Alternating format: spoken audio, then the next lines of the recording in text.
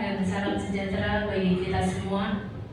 Yang terhormat Ibu Kepala Sekolah SD Plus Al-Madinah Nagire, yang kami hormati Bapak dan Ibu guru serta staf kependidikan.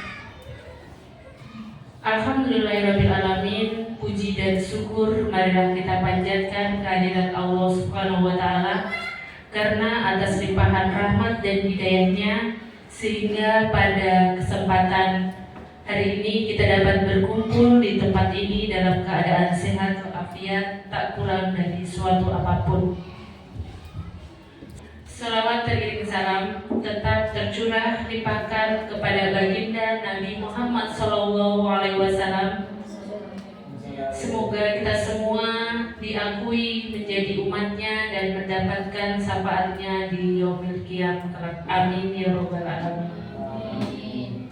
Baik Bapak Ibu Guru, terima kasih atas waktu dan kesempatan yang telah diberikan untuk kita bersama-sama hadir di tempat ini dengan agenda yaitu aksi nyata diseminasi budaya positif oleh calon guru penggerak angkatan ke-11. Baiklah, agar acara kita pada hari ini berjalan dengan baik, dengan tertib dan lancar, marilah kita awali dengan doa.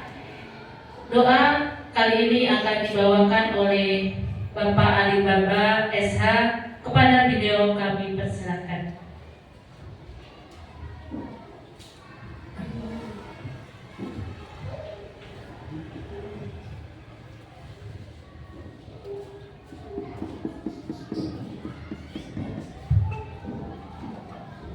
Bismillahirrahmanirrahim. Assalamualaikum warahmatullahi wabarakatuh.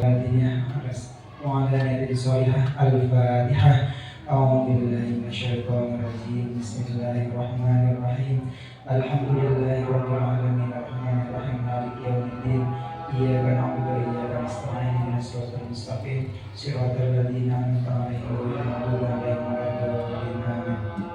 Raditu billahi rabban wa bil islami dinan wa Muhammadin nabiyyan wa rasulan. Rabbi zidna ilma warzuqna fahma. Amin ya rabbal alamin. Rabbana atina fid dunya hasanah wa fil akhirati hasanah wa qina adzabannar. Subhana rabbika rabbil izzati amma yasifun wa salamun alal mursalin walhamdulillahi rabbil alamin.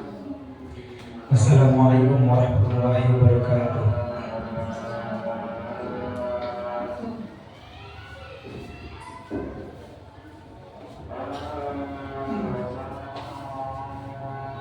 Baiklah, untuk acara selanjutnya adalah sambutan kepala sekolah kepada Ibu Wihayu Ningsih Labora SPD EGR. Kami persilakan.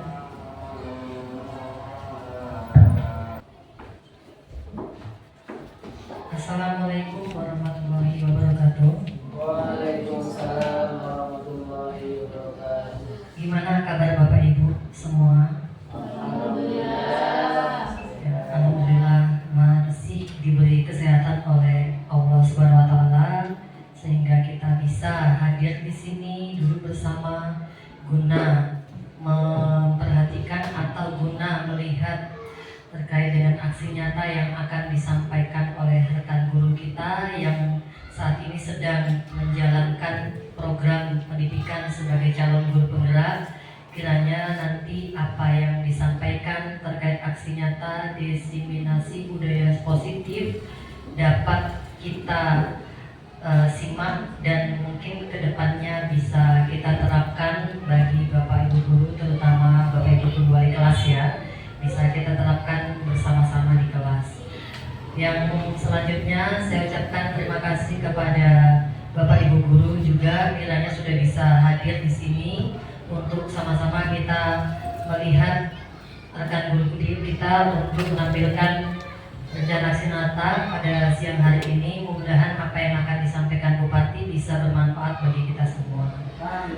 Kemudian terkait dengan disiplin positif, ini memang sangat penting terutama bagi kita di era saat ini Bapak Ibu, karena kita melihat sekarang siswa-siswi kita ini masih banyak yang belum melaksanakan kegiatan baik itu di sekolah maupun di kelas terkait dengan disiplin positifnya, kita masih bisa bilang masih sangat kurang ya. Nah, ini ajang kita untuk berbagi pengalaman, berbagi ilmu.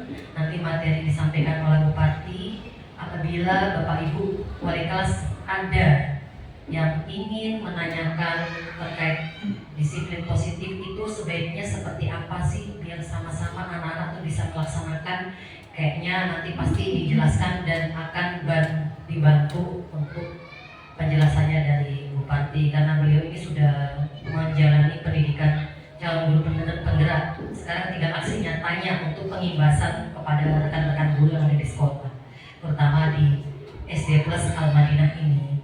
Mungkin itu yang dapat saya sampaikan, dan dari kami mudah-mudahan untuk Bupati kedepannya bisa menjadi penggerak untuk sekolah kita, dapat menggerakkan guru-guru kita untuk pengembangan pendidikan terutama yang ada di SD Plus Al-Madinah, dan selalu berbagi ilmu pengetahuan yang didapat atau yang diperoleh dari menjalani pendidikan program guru penggerak tersebut.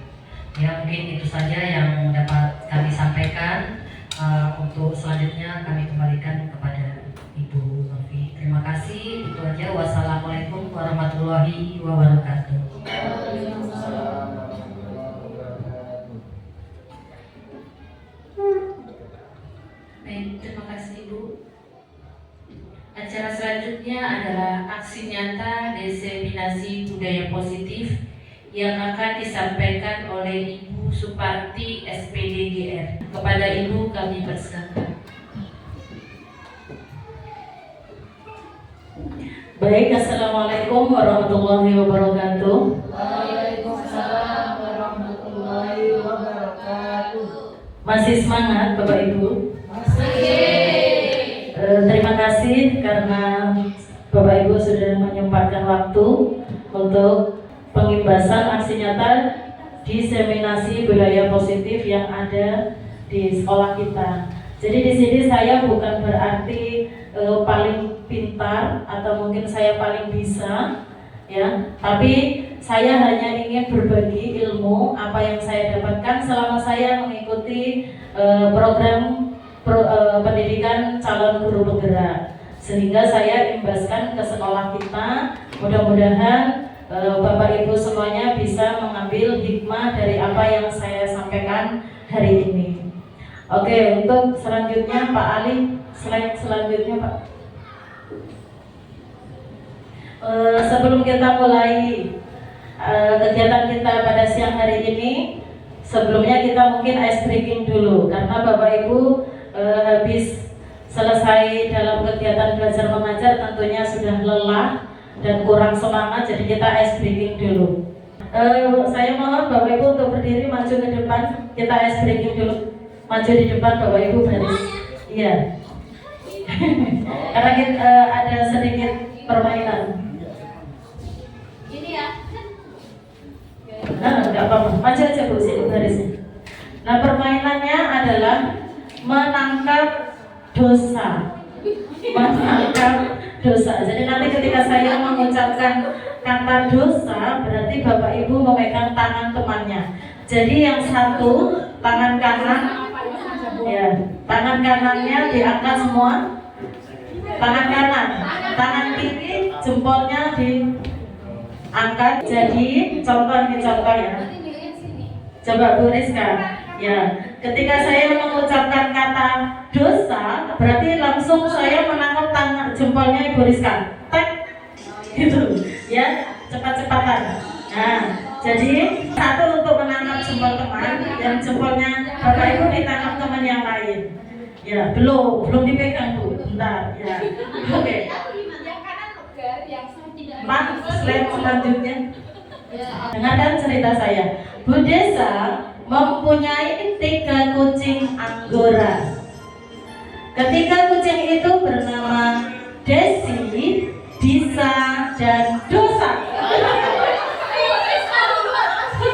Iya, harus konsentrasi. Ya, oke. Boleh dilepas kembali. Ya. Selanjutnya, Kucing Bu Desa yang sangat cantik diberi nama Desi. Kucing Anggora Bu Desa yang kotor dan jelek diberi nama Dosa.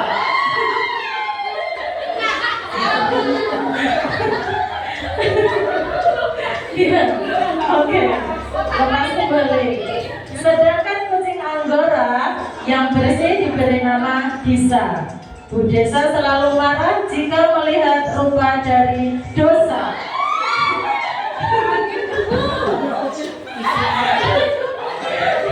Iya. Nah, kenapa melihat rupanya Dosa marah? Karena yang jelek rupa dan selalu main kotor. Oke, terima kasih. Jadi kita akan ice breaking satu kali lagi untuk jari-jari kita mainkan dulu Bapak Ibu. Tangan diangkat ke atas ya. Kita mengikuti ice breaking yang ada di layar.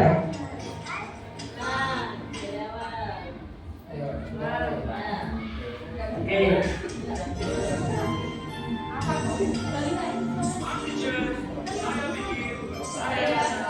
Saya bisa.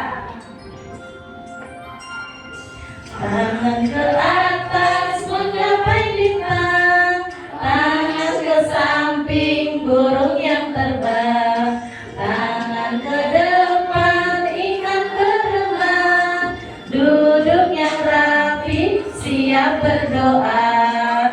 Putar-putar tangan diputar, gulung-gulung tangan digulung, lingkar di pagar bundar, kanan kiri atas bawah siap berdoa. Satu jari kanan, satu jari kiri, ku gabung menjadi dua, ku buat jembatan panjang. Dua jari kanan, dua jari kiri, ku gabung menjadi empat, ku buat kamera cekrik. Tiga jari kanan, tiga jari kiri, ku gabung menjadi enam, ku buat menara tinggi. Empat jari kanan, empat jari kiri, ku gabung menjadi delapan, ku buat telinga kelinci. Lima jari kanan, lima jari kiri, ku gabung menjadi 10, ku siap berdoa. Oke, terima kasih tepuk tangan untuk kita semua. Baik Bapak Ibu, untuk tujuan pembelajaran kita hari ini ada beberapa hal yang perlu saya sampaikan, di antaranya yaitu kebutuhan dasar manusia, kemudian yang kedua restitusi 5 posisi kontrol, kemudian penerapan disiplin positif, dan segitiga restitusi. Lanjut Pak.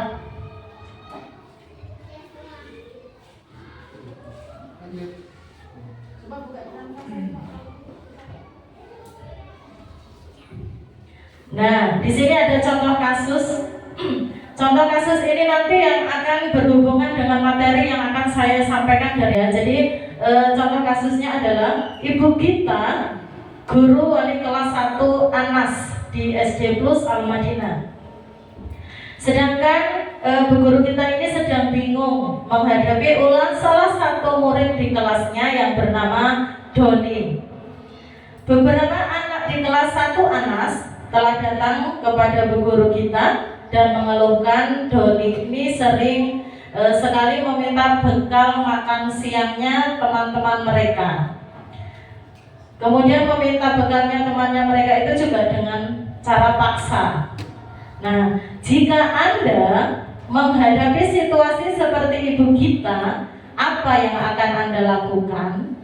Menurut Anda, kira-kira apa alasan Doni melakukan itu? Nah, menurut Bapak Ibu kira-kira apa alasannya Doni sering sekali mengambil bekal makan temannya? Ada yang tahu? Apa Pak? Lagi belum sarapan dari rumah. Oh boleh. Doni belum sarapan dari rumah, betul itu. Gimana Pak Guru Pandu? Doni tidak dikasih uang jajan. Oh betul sekali. Doni tidak dikasih uang jajan. Mungkin ada masukan? Satu lagi? Apa Bu Guru Fani? Caper. Oh cari perhatian. Iya betul sekali. Itu semuanya masuk dalam pembelajaran kita hari ini. Nah slide selanjutnya Pak Ali. Nah, lalu apa peran kita sebagai guru? Ya, kita sebagai guru harus mengetahui kebutuhan dasar anak-anak kita.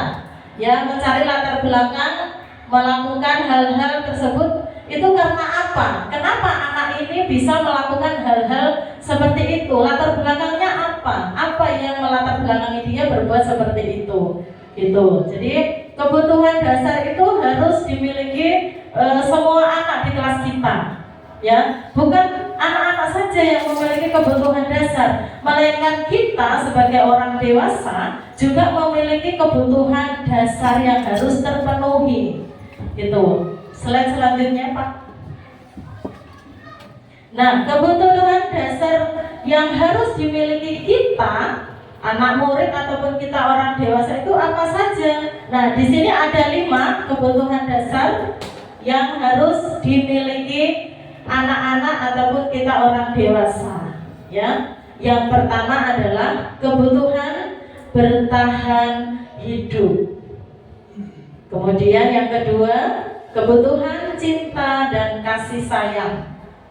Yang ketiga, kebutuhan penguasaan. Lalu yang keempat adalah kebutuhan kebebasan. Dan yang kelima, kebutuhan kesenangan. Next. Oke. Di sini kebutuhan bertahan hidup. Nah, dari kasus yang pertama tadi yang saya sebutkan ya, si Doni kan suka mengambil nih makan siang temannya. Nah, berarti Doni ini mempunyai kebutuhan yang belum terpenuhi, ya. Kebutuhan bertahan hidup di sini maksudnya bagaimana? Ya, kebutuhan yang bersifat fisiologis untuk bertahan hidup. Misalnya kesehatan, rumah, dan makanan. Nah, kebutuhan biologis sebagai bagian dari proses reproduksi termasuk kebutuhan untuk tetap bertahan hidup. Nah, Doni ketika dia tidak bawa bekal makanan, tadi Pak Guru Pandu bilang tidak bawa bekal makanan, Pak Guru Ali tidak bawa bekal makanan, Pak Guru Pandu bilang tidak membawa uang jajan. Nah, berarti kebutuhan Doni di sini dia bertahan untuk hidup. Jadi dia butuh makanan karena dia lapar. Kenapa? Karena dia tidak dibawa bekal dari rumah oleh orang tuanya, sehingga dia lapar. Nah, ketika dia lapar, maka dia akan mengambil makanan temannya untuk dia bertahan hidup supaya dia tidak lapar. Seperti itu. Ini bagian dari kebutuhan bertahan hidup anak-anak. Nah, jadi ketika ada anak-anak murid yang ada di kelas yang suka mengambil makanan di kelas dengan mengambil makanan teman-temannya, berarti di situ anak murid kita sedang berjuang untuk bertahan hidup. Bisa dipahami Bapak Ibu? Oke, next Pak Ali. Yang kedua adalah kebutuhan cinta dan kasih sayang. Nah, anak-anak itu yang dibutuhkan bukan hanya kebutuhan bertahan hidup saja, melainkan cinta dan kasih sayang. Dari kasusnya Doni, ya, ketika Doni melakukan kesalahan, berarti dia tadi melakukan kesalahan mengambil milik temannya. Kemudian Bu Guru Fani tadi memberi masukan bahwa dia caper, cari perhatian, sudah betul, ya. Cari perhatiannya di sini bagaimana maksudnya? Ya, kebutuhan cinta dan kasih sayang itu kebutuhan psikologis, kebutuhan untuk disayangi, diterima, meliputi kebutuhan akan hubungan dan koneksi sosial, kebutuhan untuk memberi dan menerima kasih sayang, dan kebutuhan untuk merasa menjadi bagian dari suatu kelompok. Kebutuhan ini juga tetap berhubung dengan orang lain seperti teman, keluarga, pasangan hidup, teman kerja, binatang peliharaan, dan kelompok dimanapun ia tergabung. Nah, sedangkan anak-anak yang memiliki kebutuhan dasar dan kasih sayang, rasa diterima yang tinggi biasanya ingin disukai dan diterima oleh lingkungannya. Nah, di sini berarti karena dia caper sama gurunya atau atau mungkin dari teman-temannya yang lain, berarti si Doni ini membutuhkan perhatian, ya nggak Bapak Ibu? Iya, Doni membutuhkan perhatian dari bu gurunya. Doni membutuhkan perhatian dari teman-temannya. Kenapa? Karena dia sedang lapar. Jadi dia membutuhkan makanan dari teman-temannya untuk dimakan sama Doni karena dia lapar. Nah, kalau temannya mau memberikan makanan kepada Doni, berarti temannya perhatian nggak sama Doni?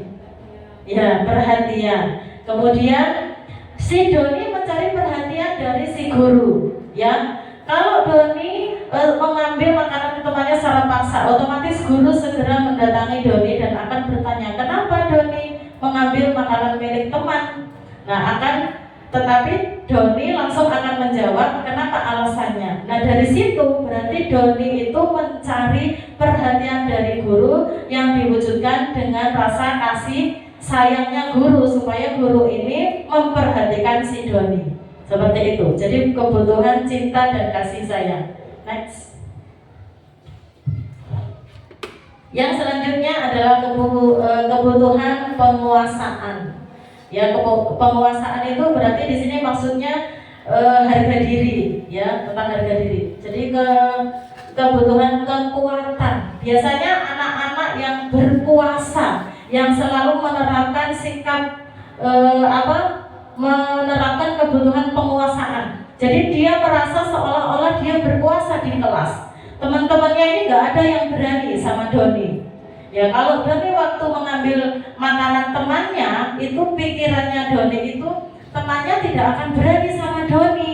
Nah, berarti yang ada di benak Doni, yang dilakukan Doni itu adalah kebutuhan penguasaan. Jadi dia berkuasa di dalam kelas, seolah-olah temannya itu tidak ada yang berani sama Doni. Jadi dia berkuasa di kelas, bebas mengambil, gitu. Next, Pak.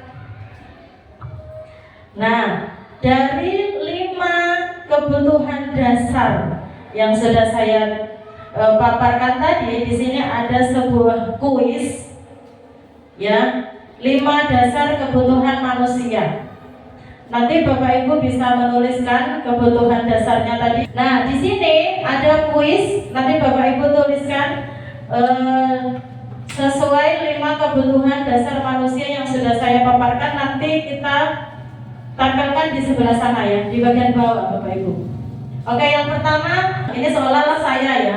Ibu guru bilang, aku tidak boleh bersenandung sewaktu mengerjakan tugas.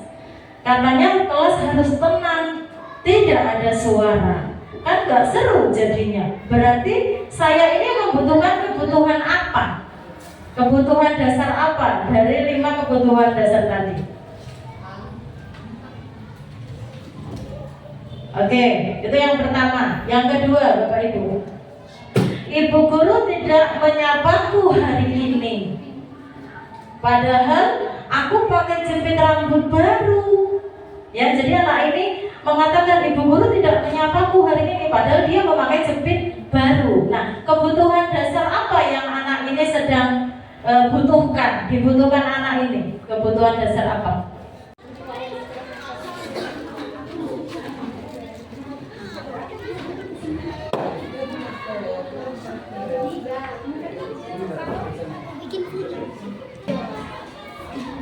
Pas dia ternyata.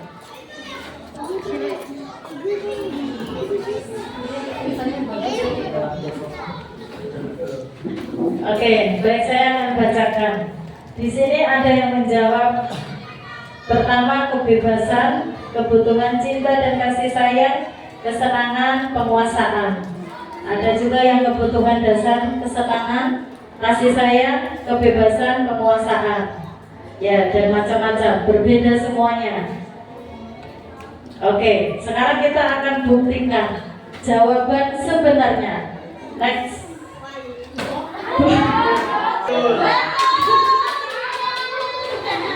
Iya, ibu guru bilang aku tidak boleh bersenandung sewaktu mengerjakan tugas.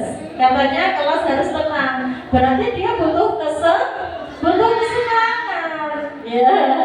Kemudian Kemudian yang kedua, ibu guru tidak menyapaku hari ini. Nah, karena dia merasa tidak disapa, berarti dia butuh kasih sayang. Oke, yang ketiga, aku bosan. Kata bosan itu berarti sudah pasti bahwa dia membutuhkan kebebasan. Oke, yang terakhir, aku sebel, gambarku tidak rapi. Ya, malah ditunjukin ke teman-temanku di depan kelas. Berarti dia butuh penguasaan. Oke, terima kasih untuk Bapak Ibu yang sudah mencoba menjawab. Next, Pak. Nah, sekarang kita akan masuk ke posisi kontrol. 5 posisi kontrol. 5 posisi kontrol di sini yang akan saya jelaskan adalah yang pertama yaitu sebagai penghukum, yang kedua pembuat merasa bersalah, yang ketiga sebagai teman, yang keempat adalah pemantau, yang kelima adalah manajer. Dan jadi posisi kontrol di sini ini adalah tugasnya kita sebagai pendidik, tugasnya kita sebagai guru. Kita harus memiliki 5 posisi anak terlambat masuk kelas atau masuk sekolah, kemudian masuk di justip. Kamu kenapa terlambat? Keliling lapangan 25 kali putar. Nah, itu berarti guru tersebut sedang menerapkan sebagai penghukum. Nah, itu berarti kita langsung menghukum, tidak bertanya apapun. Jadi dia tidak mau mendengar alasan apapun dari si murid tersebut. Nah, seperti contohnya tadi anak terlambat, bukannya ditanya yang bagaimana, akan tetapi dia langsung menjustip, disuruh untuk keliling lapangan 25 kali putaran. Nah, itu namanya berarti guru sebagai penghukum. Next, Pak Ali. Guru yang membuat merasa bersalah. Nah, ini guru yang bagaimana sih yang membuat merasa bersalah? Pada posisi ini biasanya guru akan bersuara lebih lembut. Ya, membuat rasa bersalah akan menggunakan keheningan yang membuat orang lain merasa tidak nyaman, bersalah atau rendah diri. Nah, biasanya di sini seorang guru yang akan menerapkan pembuat merasa bersalah, dia akan memberikan kata-kata yang lembut yang menyentuh hati anak tersebut sehingga anak tersebut itu merasa dia itu bersalah. Seperti itu. Oke, next, Pak Ali. Sebagai teman, guru yang sebagai teman itu guru yang bagaimana?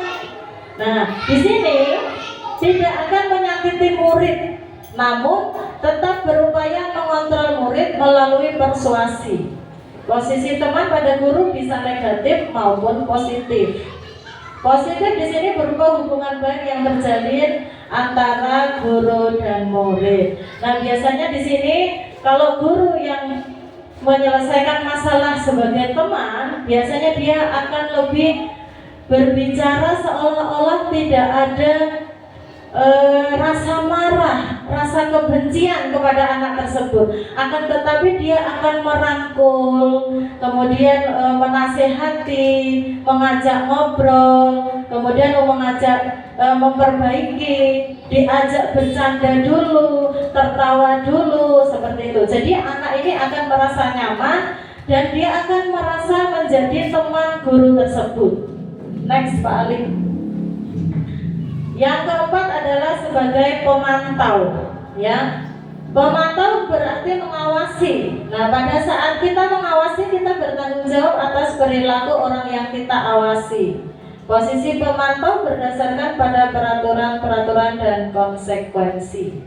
Oke, jadi kalau pemantau di sini guru akan menanyakan, apa sih peraturan sekolah kita? Apa sih peraturan kelas kita? Guru tersebut akan menanyakan peraturan tersebut kepada siswa yang sedang terlambat. Kemudian, apa yang telah kamu lakukan? Kenapa kamu terlambat? Seperti itu. Jadi, ketika kamu terlambat, apa konsekuensinya? Nah, di sini berarti guru sebagai pemantau. Next, Pak Ali. Yang terakhir adalah sebagai manajer. Nah, ini yang harus kita lakukan. Ya, sebagai manajer itu berarti yang bagaimana? Ya, manajer adalah posisi di mana guru berbuat sesuatu bersama dengan murid, mempersilahkan murid mempertanggungjawabkan perilakunya, mendukung murid agar dapat menemukan solusi atas permasalahannya sendiri. Nah, di sini guru yang akan menerapkan sebagai manajer ya, sebagai manajer berarti dia akan bertanya. Dia akan bertanya konsekuensi apa yang dia lakukan. Nah, setelah dia melakukan pelanggaran terlambat, berarti dia akan mencari solusi. Setelah mencari solusi, berarti dia akan memberikan masukan.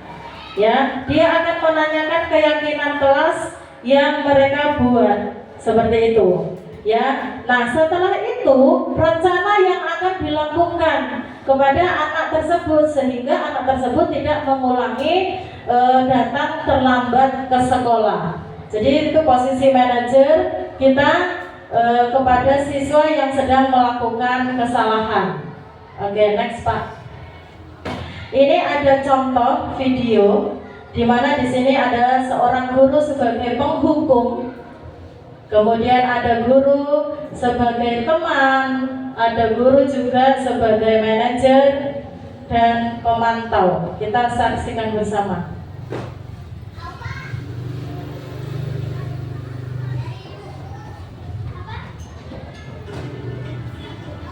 Yang pertama posisi penghukum ya Bapak Ibu.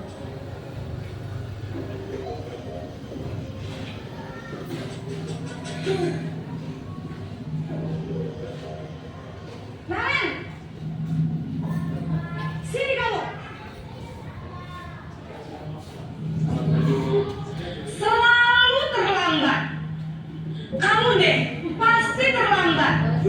Aku, saya Apa coba?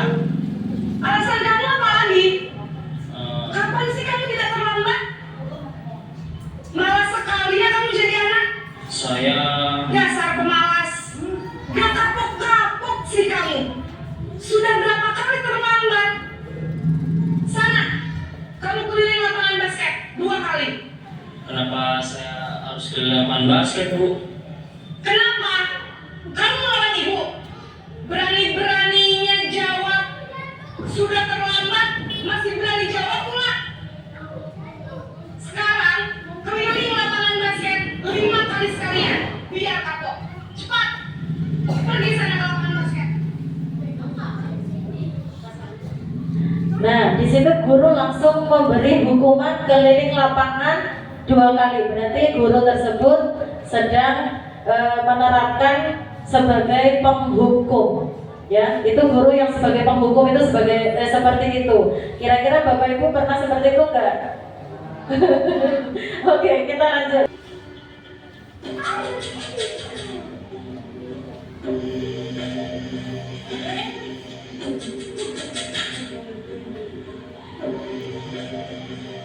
Naren!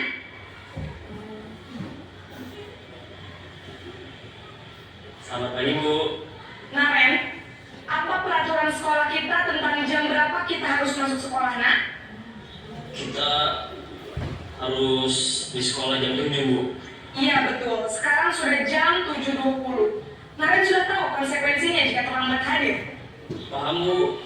Saya harus tinggal kelas pas jam istirahat selama 20 menit. Iya benar, konsekuensinya demikian. Jadi nanti jam 9.30 pas istirahat, kamu harus tinggal di kelas, kerjakan tugas tambahan untuk ketertinggalan kamu, ya? Baik, Bu.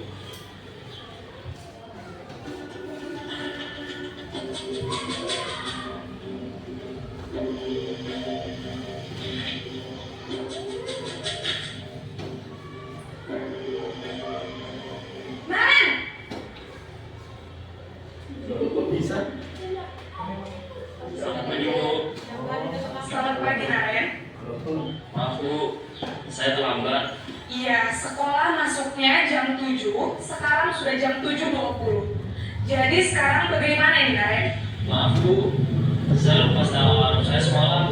Baiklah, menurut kamu, keyakinan sekolah yang mana yang perlu kamu tingkatkan? Menghargai diri sendiri dan orang lain tidak, Bu. Setuju. Jadi, apakah Naren meyakini prinsip saling menghormati tersebut? Iya, Bu. Saya meyakininya. Apakah Naren bersedia memperbaiki masalah keterlambatan ini? Bersedia, Bu. Bagaimana kamu akan memperbaiki masalah keterlambatan ini? Saya akan coba untuk tidak lupa menyetel alarm saya, Bu. Baik, kalau Naren lupa menyetel alarm di rumah, ada orang yang kira-kira bisa bantu mengingatkan tidak? Ada, Bu. Kakak saya, Kak Emma. Ada lagi selain Kak Emma?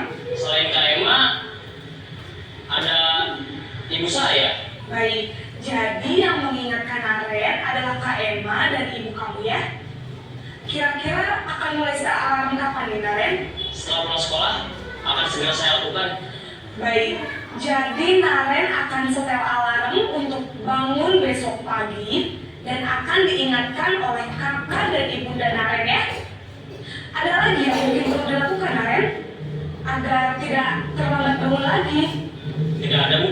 Baik Naren, terima kasih untuk kerjasama kamu. Sekarang kamu perlu kembali ke kelas untuk belajar.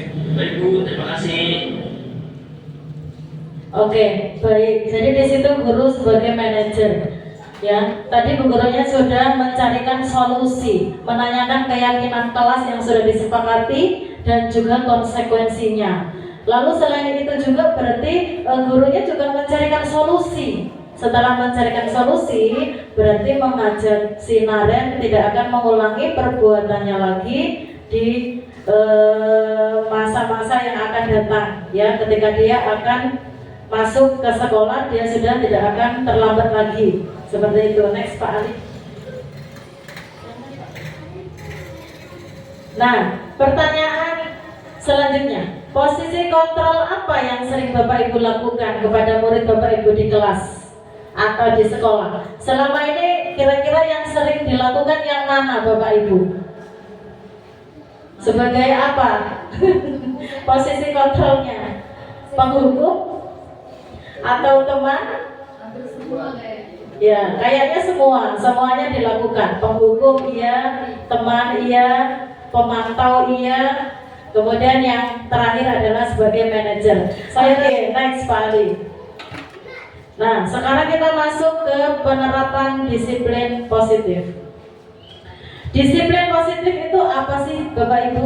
Ya, disiplin positif adalah menumbuhkan disiplin yang didorong dari dalam diri siswa tersebut yang tanpa hukuman ataupun tanpa hadiah. Next. Nah, disiplin positif di sini mengajarkan cara penerapannya.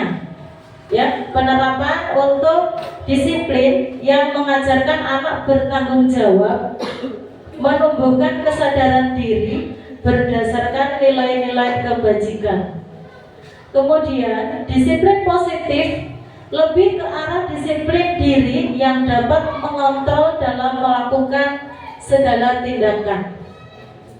Disiplin diri dapat membuat diri murid memahami dan menyadari berdasarkan motivasi internal, bukan akibat paksaan, pujian, ataupun hukuman. Jadi penerapan disiplin positif di kelas kita untuk anak-anak kita, ketika kita menerapkan disiplin positif itu Bapak Ibu, jadi kita harus berusaha, ya, kita sama-sama berusaha untuk membuat anak ini melakukan kegiatan yang positif, pembiasaan yang positif tanpa didasari dengan rasa iming-iming, ya, tanpa didasari rasa takut. Jadi disiplin positif di sini kita harus menerapkan ke anak-anak bahwa disiplin itu penting untuk kita dan disiplin itu butuh, yang kita butuh disiplin gitu. Jadi jangan sampai kita menerapkan disiplin ke anak-anak karena dia takut atau karena dia ingin mendapatkan hadiah. Jadi disiplin di sini dimaksudkan adalah disiplin yang tumbuh dari dirinya sendiri, bukan karena paksaan ataupun karena hadiah. Next. Nah, di sini guru harus memahami motivasi perilaku manusia. Nah, perilaku manusia itu apa saja sih? Ya, untuk menghindari ketidaknyamanan atau hukuman. Sudah jelas di sini namanya kita manusia, pasti kita akan menghindari yang namanya hukuman, ya, ketidaknyamanan. Kemudian yang kedua, untuk mengharapkan imbalan atau penghargaan orang lain. Untuk menjadi orang yang mereka inginkan dan menghargai diri sendiri dengan nilai-nilai yang mereka percaya. Ya, kita sebagai manusia tentunya pasti mempunyai rasa motivasi perilaku manusia yang sudah saya paparkan 3 ini ya, untuk menghindari ketidaknyamanan ataupun hukuman, kemudian untuk mengharapkan imbalan atau perhatian orang lain, kemudian untuk menjadi orang yang mereka inginkan, menghargai diri sendiri. Next. Nah, ini saatnya Bapak Ibu harus mulai buka mata, semangat, karena kita akan membuat keyakinan kelas. Membuat keyakinan kelas, caranya bagaimana? Nah, Bapak Ibu apakah di kelasnya sudah membuat keyakinan kelas semua? Nah, sekarang kita akan lihat bersama bagaimana cara membuat keyakinan kelas. Ya, yang Bapak Ibu harus perhatikan ketika membuat keyakinan kelas, Bapak Ibu tidak boleh membuat keyakinan ataupun aturan sendiri. Bapak Ibu tidak boleh tiba-tiba menulis aturan 1, 2, 3, 4, 5 lalu ditempel di dalam kelas. Itu tidak boleh. Ya, melainkan Bapak Ibu harus diskusi, ya, menentukan aturan itu bersama murid-murid yang ada di kelas. Jadi disepakati bersama. Seperti itu. Next, Pak.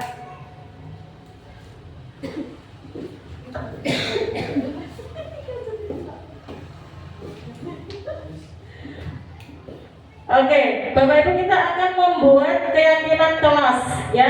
Jadi nanti saya minta tolong Bapak Ibu menyebutkan kira-kira keyakinan kelas yang kita akan buat itu seperti apa. Mungkin ada masukan dari Bapak Ibu. Kita akan membuat keyakinan kelas yang keyakinan kelas tersebut bisa dilakukan, dipatuhi dan dilaksanakan oleh siswa-siswi ataupun anak-anak murid kita di dalam kelas. Jadi kita sepakati bersama.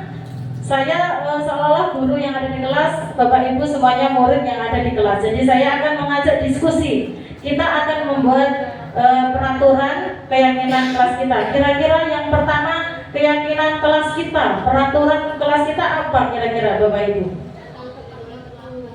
Gimana Bu? Tidak boleh datang Oke, bisa minta tolong untuk Bu Guru Ayu menuliskan di papan depan. Tidak boleh datang terlambat. Oke.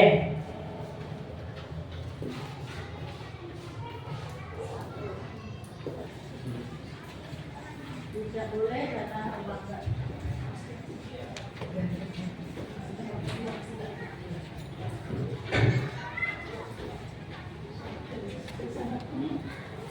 Apalagi Bapak Ibu.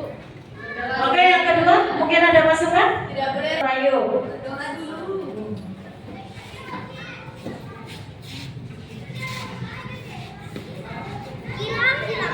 Ada lagi? Oke, tidak boleh buang sampah sembarangan. Ini kesepakatan kelas kita ya.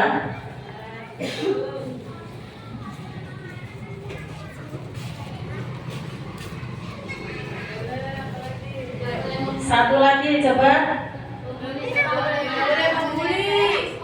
Apa Bu Guru Rizka? Oh boleh. Tidak boleh mengerjakan PR di sekolah.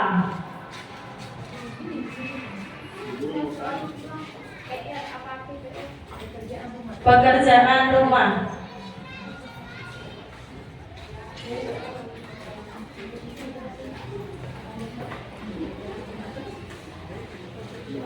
Sudah? Cukup 4? Oke, cukup 4 ya Bapak Ibu. Terima kasih Bu Guru Ayu sudah menuliskan peraturan kelas yang kita akan terapkan di kelas. Nah, di sini saya akan mengulang kembali bahwa peraturan kelas kita adalah tidak boleh datang terlambat. Yang kedua, tidak boleh ribut. Yang ketiga, tidak membuang sampah sembarangan. Yang keempat, tidak boleh mengerjakan PR di sekolah. Nah, di sini kita akan merubah peraturan yang sudah kita sepakati bersama. Kenapa kita harus rubah? Karena peraturan yang kita tulis ini masih menggunakan kalimat negatif. Nah, biasanya kalau menggunakan kalimat negatif dengan kata tidak, jangan. Nah, seperti itu, kata tidak dan jangan itu biasanya tidak dihiraukan sama anak-anak, ya, tidak akan diterapkan karena dia tidak akan memperhatikan kata tidak dan jangan. Berarti kita harus merubah ke kalimat positif. Oke, kita akan merubah kalimat positif. Bu Rizka mungkin bisa minta tolong tuliskan di depan. Kita akan merubah. Oke, Bapak Ibu perhatikan, kelas seperti itu caranya, ya. Jadi kalimat negatif itu akan susah diterapkan oleh anak-anak kita, melainkan tetapi kalau kita menggunakan kalimat positif, maka itu akan mudah diterapkan dan mudah diingat oleh anak-anak kita.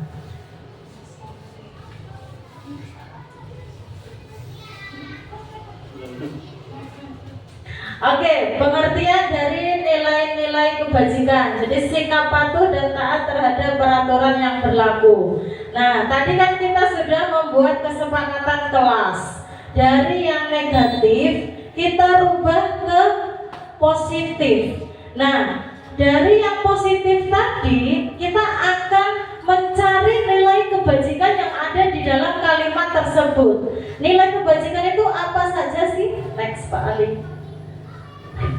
Nah, nih Bapak Ibu harus tahu nilai kebajikan itu apa saja. Di antaranya adalah keadilan, keselamatan, tanggung jawab, kejujuran, rasa syukur, integritas, berkomitmen, percaya diri, kesabaran, dan keamanan. Nah, di sini saya akan kembali lagi kepada kalimat positif. Hadir tepat waktu. Berarti nilai kebajikannya apa ini Bapak Ibu? Iya, betul. Disiplin. Selain disiplin? Iya, tanggung jawab. Kemudian duduk tenang dan tertib. Integritas, boleh. Apalagi? Keamanan boleh. Kalau ribut kan mengganggu teman. Ya, betul. Terima kasih Pak Pandu. Kemudian yang ketiga, buanglah sampah pada tempatnya. Nilai kebajikannya apa? Tanggung jawab. Komitmen, ya, komitmen supaya kelasnya tetap bersih, sekolahnya tetap bersih, tanggung jawab. Oke, yang terakhir, kerjakan PR di rumah. Ya, nilai kebajikannya adalah tanggung jawab. Nah, ketika Bapak Ibu membuat kesepakatan kelas, berarti harus memperhatikan nilai-nilai kebajikan tersebut juga. Seperti itu. Next, Pak Ali. Lanjut. Yang terakhir, segitiga restitusi. Segitiga restitusi di sini adalah cara kita menyelesaikan masalah. Ya, ketika anak-anak sedang melakukan kesalahan, berarti ini adalah caranya, segitiga restitusi. Next, Pak Ali. Dalam penerapan disiplin berorientasi restitusi, tujuannya adalah untuk mengajarkan siswa tanggung jawab dan akibat dari tindakan mereka. Jadi segitiga restitusi di sini tujuannya adalah membuat anak tersebut itu menyadari kesalahannya dan bertanggung jawab atas kesalahannya juga. Seperti itu. Kemudian setelah menyadari kesalahannya, berarti dia harus bisa berubah dari kesalahannya menjadi lebih baik lagi. Next, Pak Ali. Langkah-langkah dalam membuat restitusi. Yang pertama adalah menstabilkan identitas. Yang kedua, validasi tindakan yang salah. Yang ketiga, menanyakan keyakinan kelasnya. Keyakinan kelas yang tadi kita sudah buat, nanti masuknya ke sini. Oke, lanjut Pak Ali. Menstabilkan identitas itu maksudnya bagaimana? Dilakukan berdasarkan prinsip bahwa membuat kesalahan adalah bagian dari proses pembelajaran yang nantinya akan membuat identitas gagal menjadi identitas sukses. Jadi ketika anak didik kita melakukan kesalahan Bapak Ibu, berarti kita caranya ketika kita memanggil mereka itu kita menstabilkan identitasnya dulu. Jangan langsung menjustin hukuman yang seperti tadi guru sebagai penghukum. Ya, jadi di sini segitiga restitusi itu memberikan cara. Nah, caranya yang pertama adalah menstabilkan identitas. Caranya bagaimana?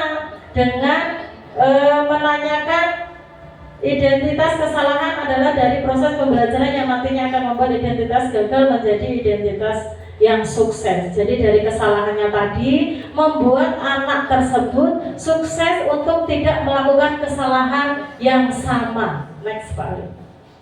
Yang kedua adalah validasi tindakan yang salah.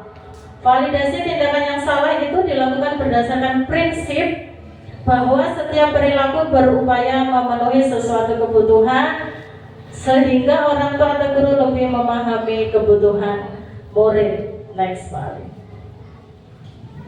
Menanyakan keyakinan. Nah, ketika anak melakukan kesalahan, kita tanyakan dulu keyakinan kelas kita yang kita sepakati itu apa, supaya anak berpikir, oh iya, ternyata kita sudah mempunyai kesepakatan kelas. Nah, kesepakatan kelas ini yang harus diterapkan, yang harus ditaati. Ketika anak sudah memahami kesepakatan kelas kita, maka anak tersebut tidak akan mengulangi kesalahan-kesalahan yang sama. Next Pak. Nah, di sini ada penerapan segitiga restitusi yang sudah saya terapkan pada anak-anak murid kita di SD Plus Al Madinah.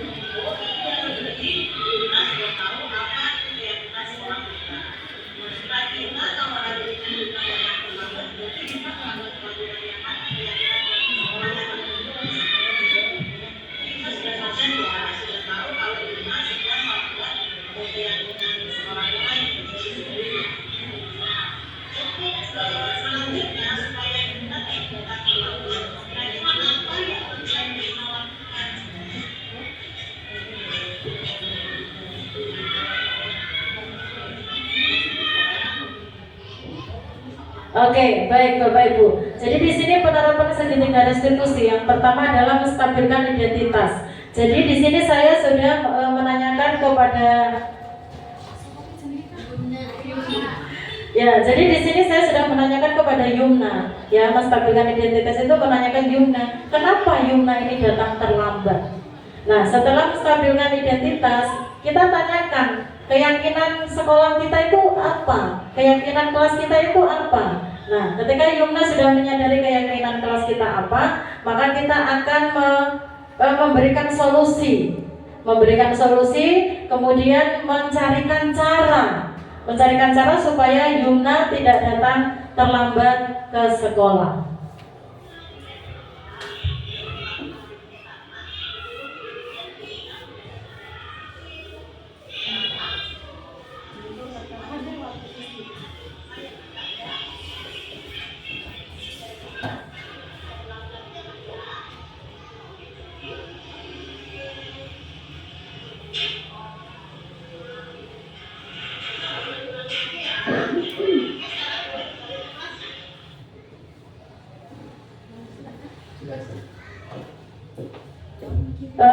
seperti itu Bapak Ibu yang dapat saya sampaikan materi pada siang hari ini. Mudah-mudahan apa yang saya sampaikan sedikit ini dapat membantu Bapak Ibu dalam menerapkan disiplin di sekolah kita. Kemudian dari apa yang saya sampaikan pula Bapak Ibu bisa menjadi posisi kontrol sebagai guru ketika ada di kelas. Kemudian daripada itu materi yang saya bawakan hari ini mudah-mudahan bisa Bapak Ibu terapkan dalam menerapkan membuat peraturan maupun keyakinan yang ada di kelas. Oke, baik Bapak Ibu, terima kasih atas waktu yang sudah diberikan kepada saya dan juga terima kasih atas waktu yang sudah Bapak Ibu sempatkan untuk mengikuti kegiatan diseminasi disiplin positif saya, calon guru penggerak angkatan 11 Nabire Papua Tengah. Terima kasih. Assalamualaikum warahmatullahi wabarakatuh. Waalaikumsalam warahmatullahi wabarakatuh.